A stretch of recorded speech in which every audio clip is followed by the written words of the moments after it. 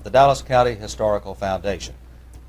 Today, as a part of our oral history project, we're interviewing Marilyn Sitzman, an eyewitness to the assassination of President John F. Kennedy.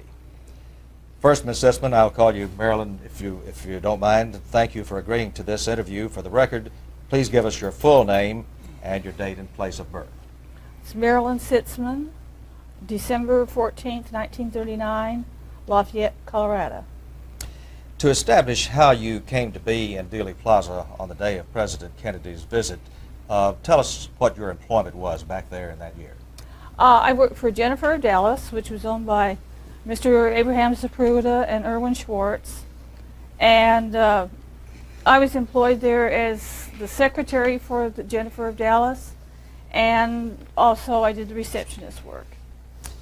Tell us in as much detail as you can recall the scene around your place of business on the morning of the assassination. Okay. That morning, one of the first questions we were asking Mr. Zapruder is if he brought his camera, because he'd been planning for a couple of months already to go down and watch the motorcade.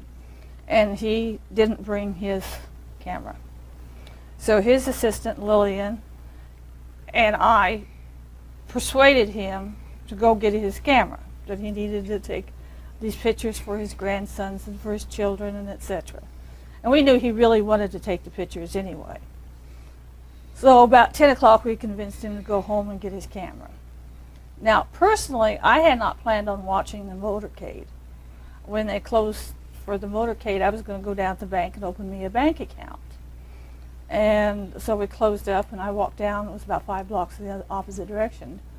And I went down there to open my checking account, and they were closed for the motorcade. So I guess I'll go watch. So I walked all the way back down. Now I knew where they were going to be because there was major discussion on it.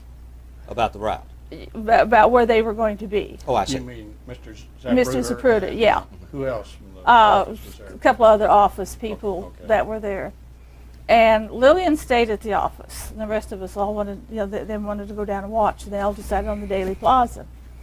So I just walked down there, and as I came down that street, Mr. Zapruder and a couple of the other women were standing up on the top, and Mr. Zapruder, the first part of that film shows me walking up towards him.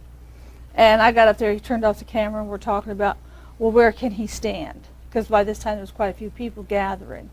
And we'd go look at this place, and we'd go look at that place, and we know where over that concrete paraquat was, and we decided that would be the best place, because I said you can get up here, and you'll be above everybody. No matter how many people are down here, you won't have anybody blocking your view. Did you advise him this, or everybody just I orders? did. And so he said, well, he had vertigo, though. If he got up there, he'd get dizzy. So he said, you'll have to stand behind me and hold on to me. I said, it's no problem at all. So we both got up there, and I stood behind him, and I held on to him. Was there any hesitation on his part to go home and get his camera? Because that was such a historic film. No, he wanted to do that in the first place. He always wanted to do that. He just wanted to be convinced to do that. When there is part of the something that's been uncovered is that he tried out a little bit of the film ahead of time to be sure the camera was working all right, and caught some of the motorcycle policemen. Do you recall that kind of testing the first few feet of film at all? No, like I said, I know he took a picture of me as I walked up. Then we stood up there. He may have taken the shots to see what his view was. I only remember when they started to make their first turning into the street, and he says, okay, here we go, or something to that effect. That's when I remember we started actually doing the filming. Before the filming began and the shots rang out, what was the atmosphere? What was the feeling there on the plaza? Oh, everybody was yelling and screaming, yay, and, that type thing. Very upbeat. Oh, yeah, very, very. Okay, then you saw the motorcade turn the corner. Yeah, they turned the corner and they started coming down. And the first thing I remember hearing are what I thought was firecrackers, because Kennedy threw his hands up, and I heard bang, bang. Now, there could have been a third bang. I can't swear to that one. But I know there was 2 bangs very close together, and I thought it was firecrackers because of the arms going in the air. And it was way off to my left and above. So, I'm just kind of like, what a stupid thing to throw firecrackers. And as they came down, the last shot that we heard was right in front of us. And it was like the same sound, far off and to the left. But I saw his head open up and I saw the brains coming down. So by this time, of course, I knew it wasn't firecrackers. But those were the only sounds I heard. Now, To clarify it a bit, that would be towards the school book depository building? Towards Or- our left and above. which would be in the general area of the Yes. sixth floor window. Yes. You Now, didn't, excuse me, go ahead. I'm sorry, go ahead. That's You right. didn't turn and look in that No, direction? You were neither looking one on- of us, neither Yes. Mr. Zapruder or I, turned ever. We kept our attention on what was happening exactly in front of us. And if you look at his film, there's very little jumping. It's steady considering very what was steady. going on. And that's why I'm saying the sound we heard, the third sound, still sounded a distance. Because if it would have been as close as everybody's trying to tell us, 20 feet behind us, The we picket both, fence, in other words. yeah, we would have jumped sky high. Now, you said you did hear another sound. Okay, after, he filmed through going under the triple underpass. And we're both still standing there, and then I heard this crash. And that's when both Mr. Zapruder and I kind of like did a second, or whatever you want to call it. Double There take. was there's a park bench on the other side of the car, the cement things. And they were sitting in a park bench, and they dropped their pop bottle on that cement there and cracked it. That's what kind of woke us up, and that's when we got down off of the concrete. But that sound was like 5-8 feet from us. With that, yeah, we did hear, but that's the only other sound other than that far away sound that we heard. That sound was not close enough to the other shots, though, to be mistaken for a shot, do you think? No, it was glass hitting Distinctly. concrete. Yeah, I knew exactly what it was when it hit.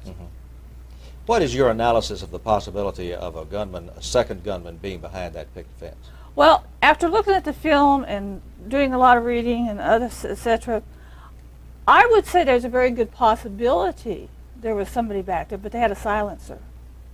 I don't know who was shooting where, but there was nobody standing behind us that close with a rifle without a silencer on it. Because that would have had us jumping. Yeah. That It would have that gone film, right by your that film face. would have been bounced all over the place. Yeah, because literally it would have gone right past our ears. Did you see who it was that had dropped the bottle? What? It was a young couple. I couldn't describe them to you.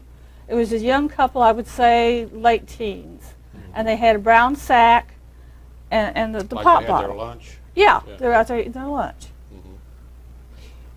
What was your immediate reaction now, immediately after those shots? Did you feel immediately that the president had been killed? Yeah, I mean there was no question. I saw the brains coming down the side of his head because we were that close in front of us. I knew exactly what happened. When we got down, Mr. Zapruder apparently went directly back to the office. He didn't even stop. He must have gone directly back to the office. I ran down the slope. There were 3 men in suits running up, and that's who I met. And I said, they killed him, they killed him. And my boss has it on film. And that's when they got interested in me, when I said that. Were these 3 men in suits were Secret Service men, or did they look like civilians? Or They were suits. I call them suits, which would be, they could be Secret Service, FBI. I have no idea. They had to do with. But they wanted that film. Did Mr. Zapruder say anything to you before you went one direction, he went the other direction, or you said anything to him? Or See, you that I don't remember exactly if we said anything to each other when we got down, or because I know myself, I was in a, all I could think is they killed him. That's all I could think, and he disappeared. So I assumed he went back to the office. Then when I met these guys in suits, and they wanted to know where he was and who he was, I said, well, he's my boss, but I don't see him. And so they took me, literally took me back to the office to find him. And by that time, he was already back there and apparently had called his lawyer and etc. He would not release that film to anybody. It was the smartest thing he did. we want to get back to that in just a moment, but first, do you recall any conversation with anybody else on the so-called grassy knoll No, in that area? no. You don't recall any? I didn't talk to anybody. Was anybody saying, as you were, they must have killed him? Oh yeah, people were screaming, and I mean it was utter chaos by that time. Mm-hmm.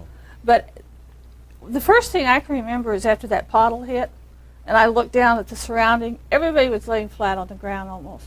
There might have been 1 or 2 people still standing, but I would say 98% of the people were still laying flat on the side of the hill. And my thought was, you know, this is pretty stupid you standing up here.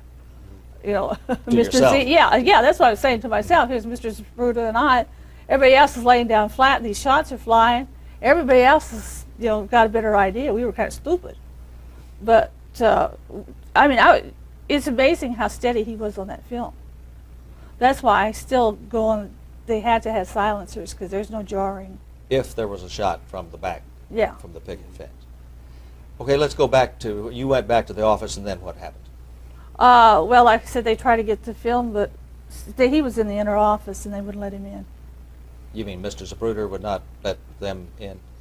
They didn't show any kind of identification, or? Yeah, they said they had to wait till the lawyer got there.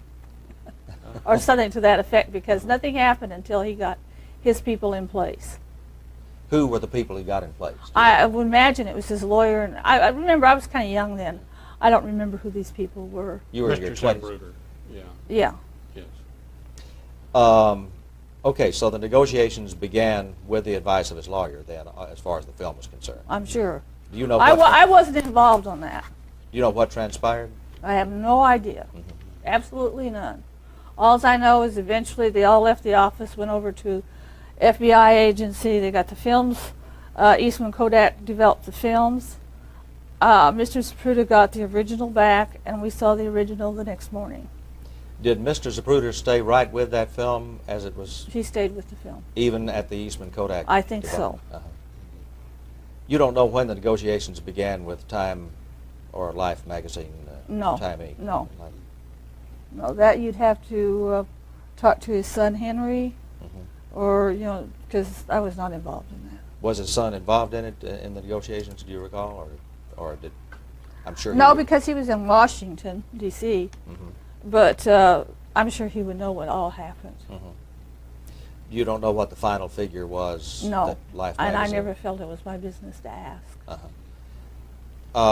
There were The reports. only thing I remember is he gave Mrs. Tibbet $25,000 of that, and they didn't thank him.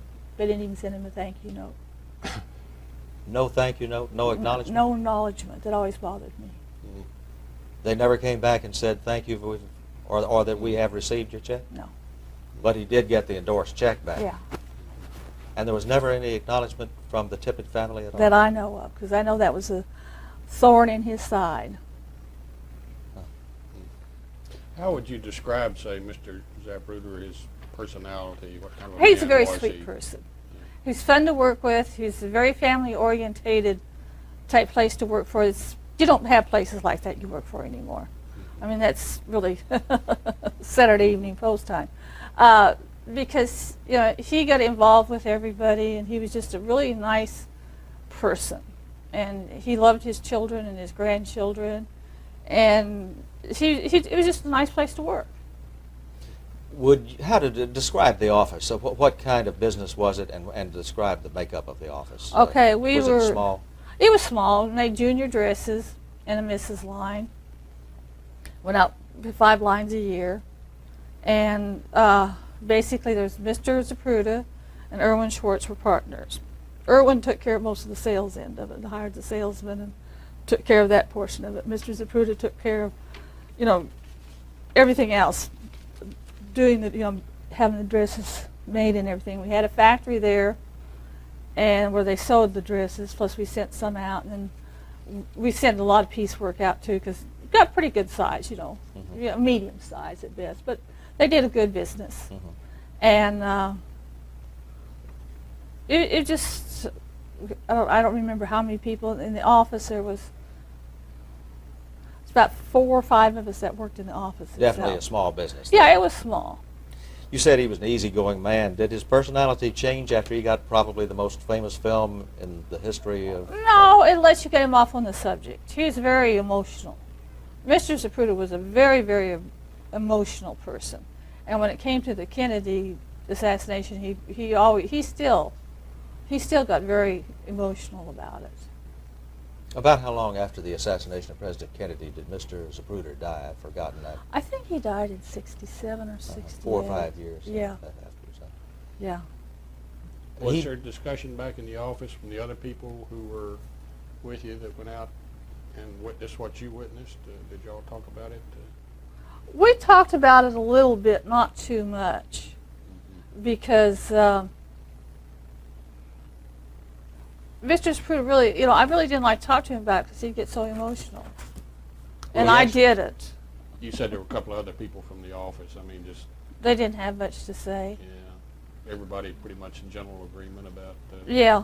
I mean, like I said, we came in the next morning, that Saturday morning, we saw the film that morning. And seeing the film was more realistic than actually seeing the actual thing happen. It was really, that's hard to explain. But watching that film made it more real to me than what I had saw the day before. The day before, was it more of a dreamlike quality? Yeah. Like, yeah, it's you know it happened, but I mean, I don't know how to explain it. So when I saw the film, like, yeah, it happened because here it is now in film. Certainly, newsmen began to come to interview Mr. Zapruder and so forth. Did he submit to all these interviews, or did he? Was he not to all of them. I don't know who all he did or did not talk to, and I don't know how he sorted them. But he didn't. He didn't go for all of them. No. Is there any question in your mind, in your impressions now, that there were 3 shots that came from the 6th floor of the school book depository building? I heard for sure 3 sounds that came from the same direction. As the school book depository building? Yes. As to say, did it come from the 6th floor window being fired by Oswald? I don't know, and I would never say I did. I've seen so much stuff since then. I find that the hardest to believe. But you do feel convinced that if anybody shot from behind the picket fence, that you were so close and would have been so close to the line of fire that you would have had to heard the reports unless there was a silencer on the gun. Yes, I've definitely, and I have no qualm saying that I'm almost sure there was someone behind the fence or in that area up there. But I'm just as sure that they had silencers because there was no sounds. And the people who said they heard 6 or 7 shots from back there, I find that hard to believe. Just even looking at the film, because there's no jumps. I mean, in analyzing it afterwards, would that shot have missed? Was it that 3rd shot when you saw his head explode? Was that at that instant, or was it was? Can you remember? It was pretty. I don't know if the shot I heard was the one that opened his head, or if it was one from another side. I don't know. I'm not that much of tracer to see which direction it came from. I do know I saw this part of his head open up and come down the side of his face. But then I've also seen other pictures where the back of his head came off. So there could have been 2 simultaneously shots at the same time. But did I understand you correctly that you do feel there was somebody behind the picket fence? Yeah. I do believe that some of the shots did come from that direction. But it's not because you heard the shots, it's because of what you... Because of other things, yes. Were you part of the official investigation? I mean, they came No. to interview Mr. Zapruder, but No, nobody ever I was asked to totally interview you? ignored. Nobody from Warren talked to me, nobody of the FBI, none of the Secret Service, nobody. Absolutely nothing. After I got back to the office, nobody could have cared if I dropped dead myself. Did that seem odd to you? No, because it was 1963, I was female and I was young and I was irrelevant. What about the House Investigations Committee that came back into Dallas about how long afterwards, Bob? Maybe 15 years afterwards. Yeah. They didn't interview you either? Nope. Does it seem strange to you that somebody as close to the scene as you were would not at least be just questioned as we're doing? Just Just voted didn't off to MCP, I guess, because I was just totally ignored. Well, now you've had several interviews fairly recently, haven't you? Yeah. Why? But they've all been with reporters, not with investigators. Well, some of them call themselves investigators. You mean the so-called investigative reporters? Or, now, you say that with some sarcasm in your voice and in your emotions. Well, because these investigative reporters, unless you will report back to them, you heard exactly what they want to hear. They're not interested in you. One in, I could give a name, but called me up, set up the interview. Why don't you go ahead and give us the name? Mark Lane. Called on the telephone, set up the interview. Oh, the whole big thing, you know. Everything's all laid out. Last words, he said, now, you did hear those 6 shots behind you.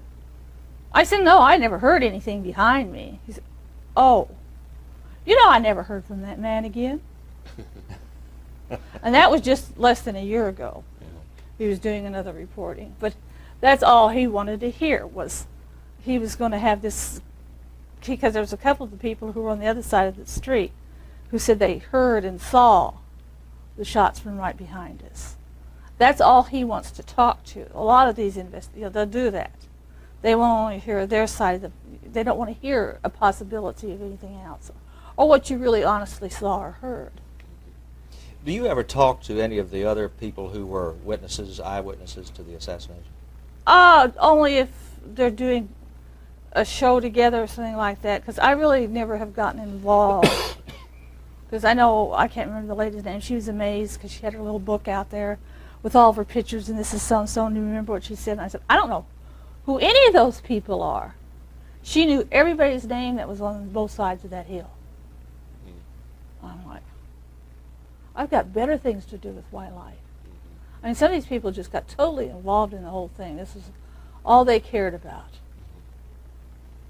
Well, of course, that continues to this day. As we're 30 years later, and probably when this tape is being seen by historians 100 years from now, they'll still be talking about it.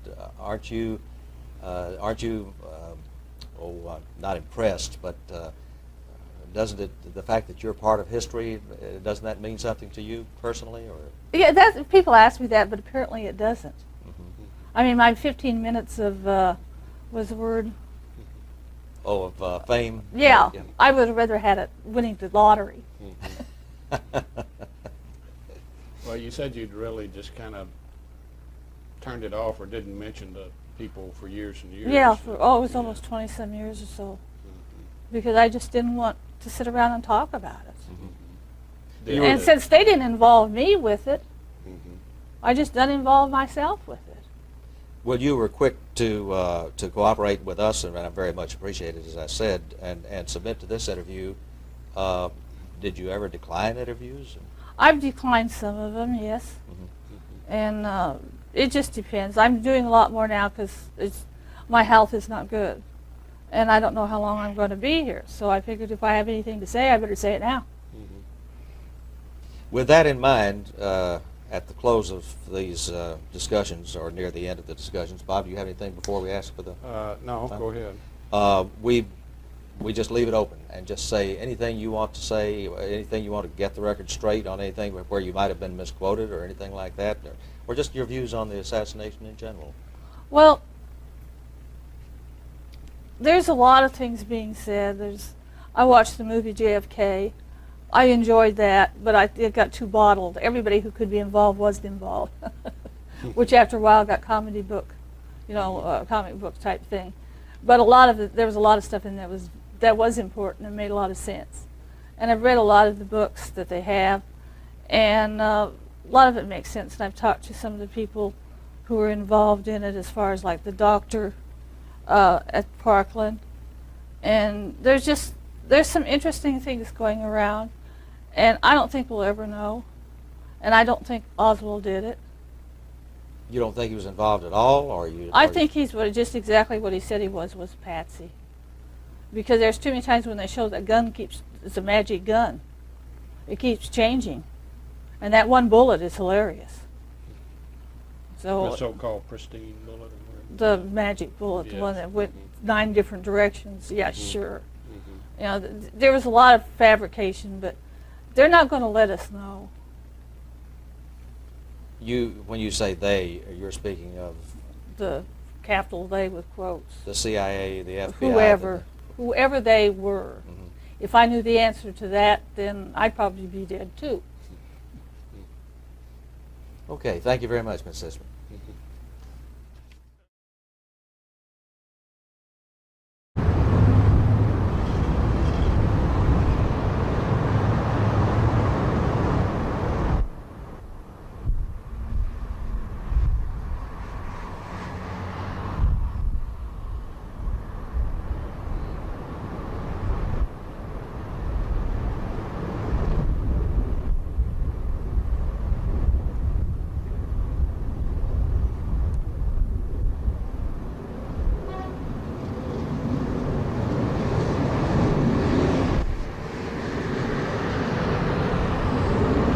Well, yes and no. I'm not one of the people who dwell on what happened that day. My feelings always have been we should care more about what the man did when he was alive than what he did when he was, died.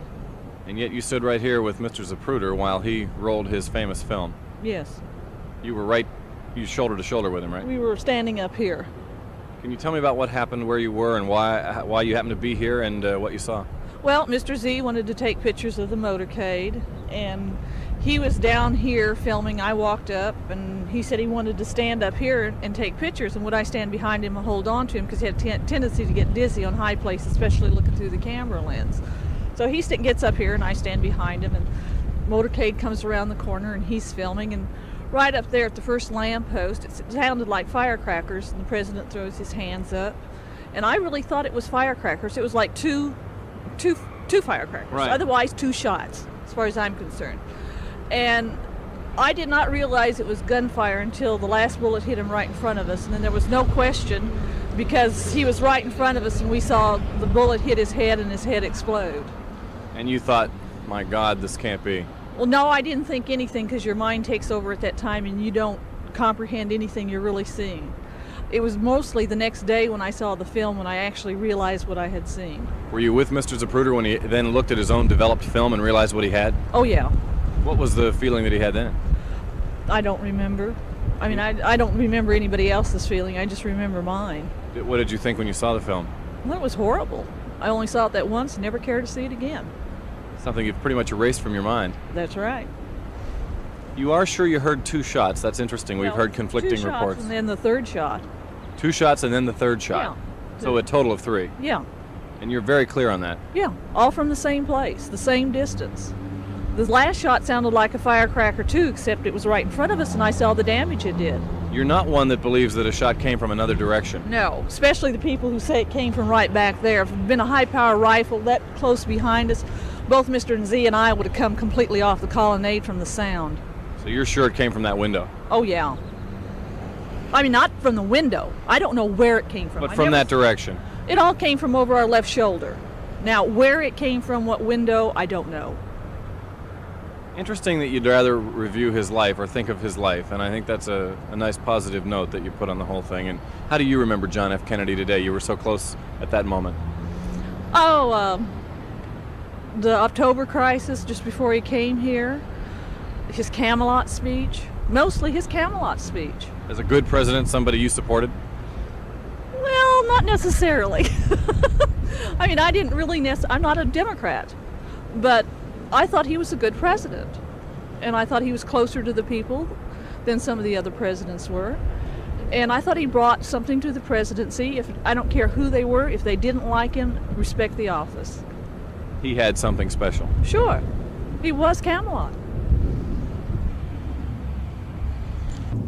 think you're right, and I'm a little too young to know what his presidency was like, what that period was like, but of course I clearly remember that day. Yeah, well, there's a lot of pros and cons, but if there isn't, then it means he's doing nothing. Yeah, and I don't think it was that case. No, and I Although it was brief time, I mean, it was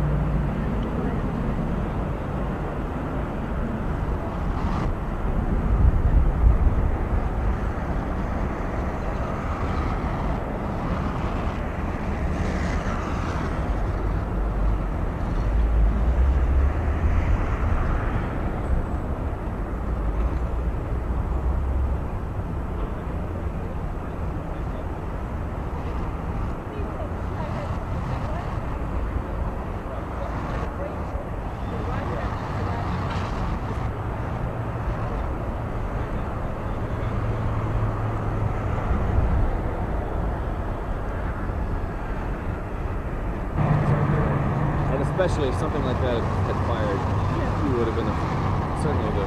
Even if they'd been on that, on top of there where they said something was, Right. it'd be a totally different sound from a different way.